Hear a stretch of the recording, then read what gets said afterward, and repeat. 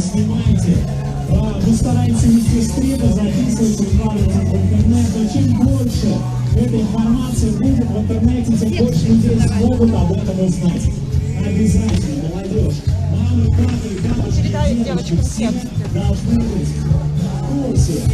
Читайте Телеграм, смотрите Радио Свобода. Источники информации, которым действительно можно доверять.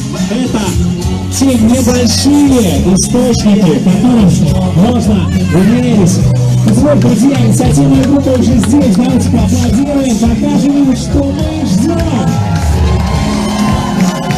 Беларусь вывозила своих детей, потому что на нее оказывают давление, угрожают уголовными делами, лишением родительских прав. Вы представляете, что происходит?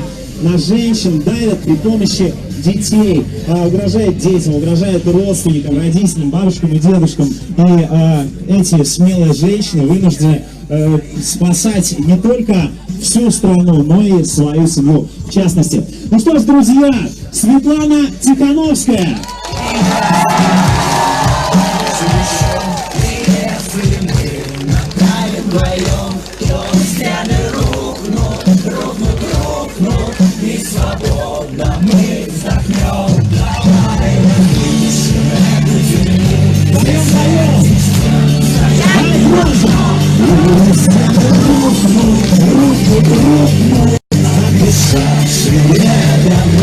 То есть, как мы видим, власть что делает? Всех самых сильных людей они просто сажают, и они находят любой повод.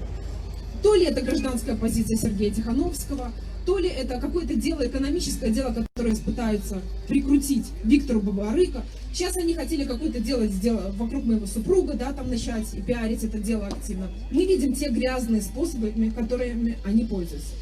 Но что меня поразило больше всего, это то, что они бьют по нашим детям. 2 дня тому назад прокуратура пришла в школу к моим детям. У меня 2 маленьких детей, они ходят в 1 класс.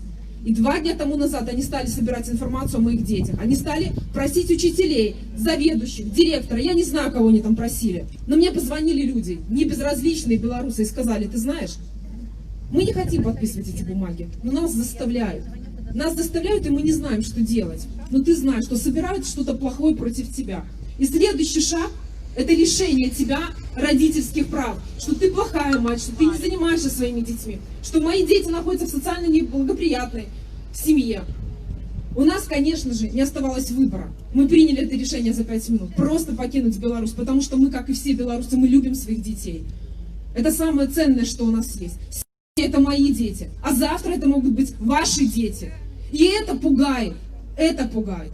Я родилась в этой стране, я выросла в этой стране, я получила образование в этой стране. То же самое у моего супруга. Я родила детей в этой стране, мои дети ходили в обычный садик, в обычную школу. Я всегда хотела и мечтала о том, чтобы мои дети жили в этой стране.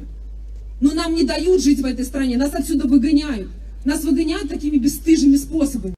Просто используют детей.